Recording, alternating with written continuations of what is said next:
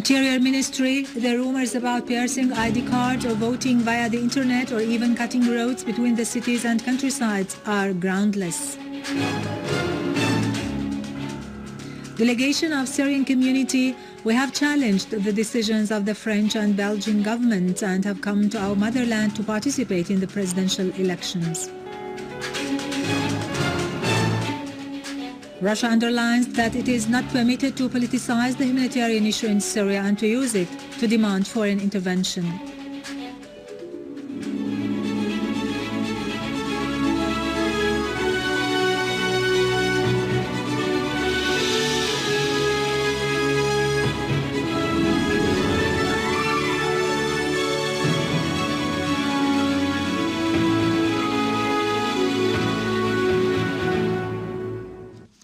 Good afternoon, ladies and gentlemen. This is Irado Krikorian with the news in English.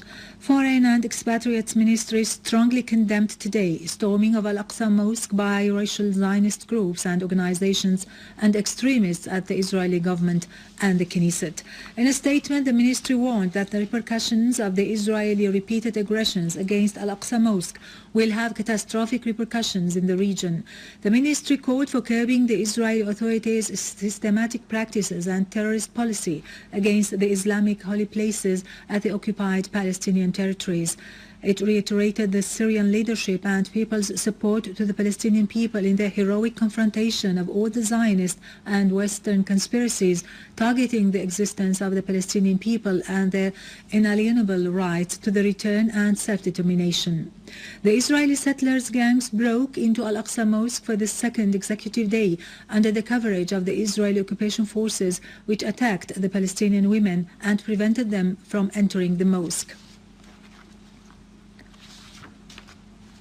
A delegation of the Syrian community in France, Switzerland and Belgium reached the border crossing of Jdedet Yabous in Damascus countryside to participate in the presidential elections set to be held tomorrow.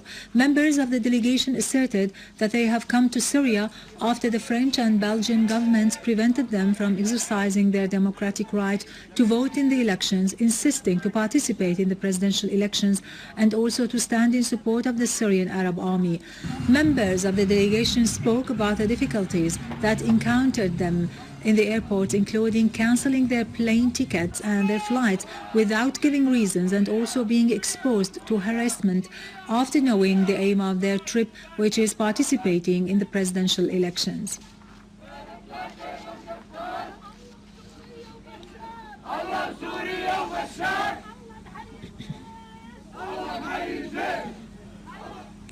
The Syrian American Forum organized a rally in front of the UN headquarters in New York to express support for the Syrian people's right to express themselves and vote in the presidential elections.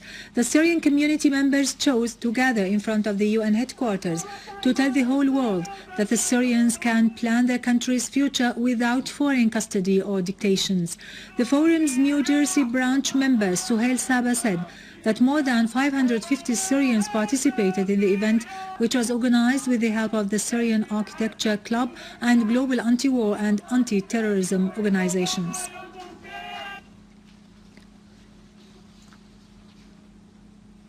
Syria's permanent representative to the UN, Dr. Bashar al-Jafari, met members of the Syrian community who participated in the rally in the headquarters of the Syrian mission to the UN.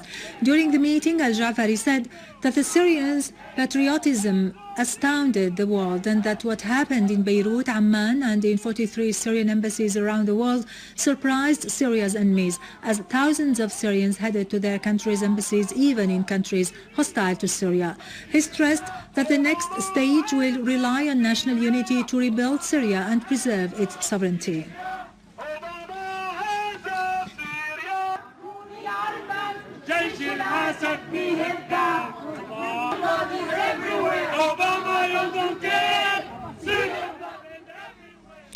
The Interior Ministry rejected as utterly untrue all the rumors circulated by some of the biased or skeptic persons over piercing the voters' ID cards or those about voting online in case some voters were unable to come personally to the polling centers, or even the rumors about cutting the roads between the Syrian cities and the rural areas on the day of the elections, indicating that these rumors are aimed at affecting the democratic atmosphere of the presidential elections that will be held tomorrow.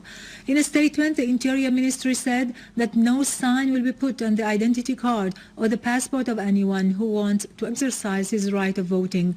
Also, voters have to come personally to the polling stations to cast their ballots, pointing out that the ministry will take all necessary measures to facilitate the entry and exit of the people to and from the cities.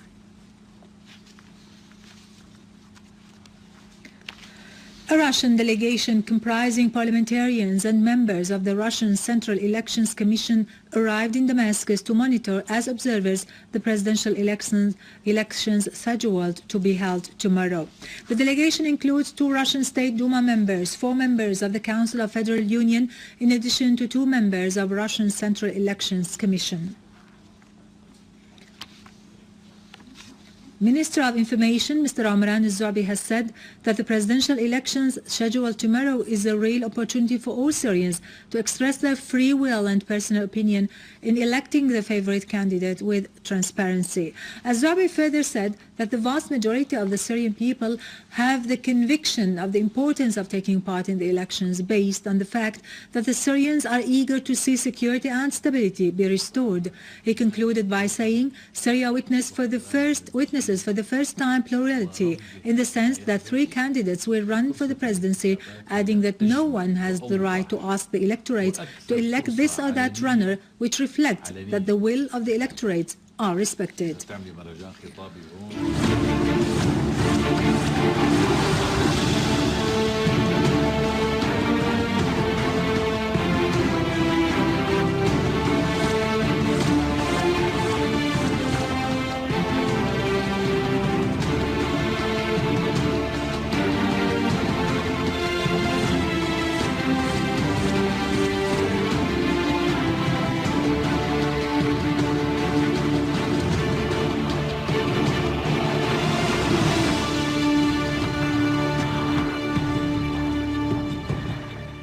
Welcome back. Units of the Syrian Arab Army have killed all members of an armed terrorist group that took Al-Thawra town, located south of Al-Kiswa town near the old road in Daraa province, as a headquarters to cut off roads and attack the civilians in that area. In Aleppo countryside, Syrian Arab Army units have killed or injured a big number of the terrorists, most of them are non-Syrians, and destroyed their vehicles, arms and ammunition in the surrounding area of Jabal al-Arba'in, Binnish, Al-Konserwa, Der Symbol and Sarmin. Other Syrian Arab Army units targeted dens and gatherings used by the terrorists in Dose village and destroyed 4 vehicles equipped with machine guns and killed 17 terrorists. Most of them are members of the so-called Dawood Brigade and Al-Muhajirin Battalion. In Homs, the Syrian Arab Army foiled an infiltration attempt from Talbisa towards Jabburin village, killing several terrorists and injuring others. Syrian Arab Army units also targeted terrorist gatherings in Sheikh Ibrahim al-Hakim, in Arastan, in Al-Salihin village in the eastern part of Homs countryside, and Sharshuh village in Talbisa, killing many of them. Russian Foreign Minister Sergei Lavrov has said that the humanitarian issue in Syria should not be politicized and exploited to demand foreign intervention in the country. In a press conference held in Moscow, Lavrov said that the Security Council ought to call upon Kiev not to hinder the civilians' exit from areas of confrontations and to permit access of aid. He pointed out that the Western media disregard the latest developments south of the Ukraine by mentioning nothing about bombarding residential neighborhoods in that part of the country. Finally, the heads of national security and foreign policy commissions of the parliaments of the 30 states friends to Syria who met in Tehran emphasized in the final communiqué that the Syrian people alone have the right to determine their own future away from any foreign intervention. The communiqué also stressed that the presidential elections should be held on its scheduled time, pointing out that the political solution is the only way out of the crisis in Syria. The communiqué added that persisting on sending weapons and financial support to the terrorists in Syria contradicts with the peaceful efforts to resolve the crisis there. The communiqué also emphasized the need to support the national reconciliation and to condemn the crimes of the terrorists in Syria, who are backed by some foreign countries, urging for a collective cooperation to help put an end to terrorism in Syria. The statement concluded that at the invitation of the Speaker of the People's Assembly in Syria, Mohammad Jihad, al-Laham, and the Supreme Judicial Commission for elections of the Speakers of Parliaments of friendly countries, several delegations will be sent to Syria to attend the presidential elections.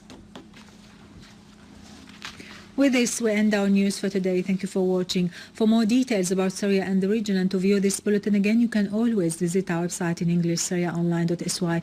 Now to latest business and market news with Vani Genjan, but after a short break.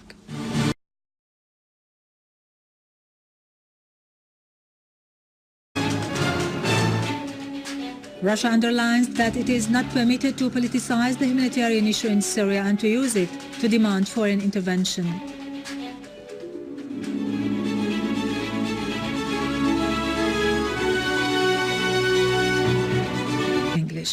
Foreign and Expatriates Ministry strongly condemned today storming of al-Aqsa Mosque by racial Zionist groups and organizations and extremists at the Israeli government and the Knesset. In a statement, the ministry warned that the repercussions of the Israeli repeated aggressions against al-Aqsa Mosque, cutting roads between the cities and countrysides, are groundless. Delegation of Syrian community, we have challenged the decisions of the French and Belgian governments and have come to our motherland to participate in the presidential elections.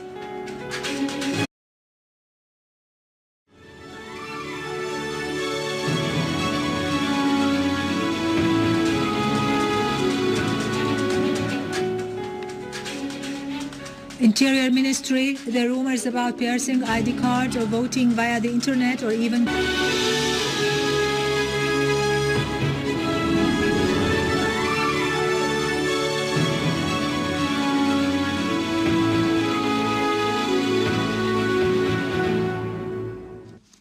Good afternoon, ladies and gentlemen. This is Irado Krikorian with the news.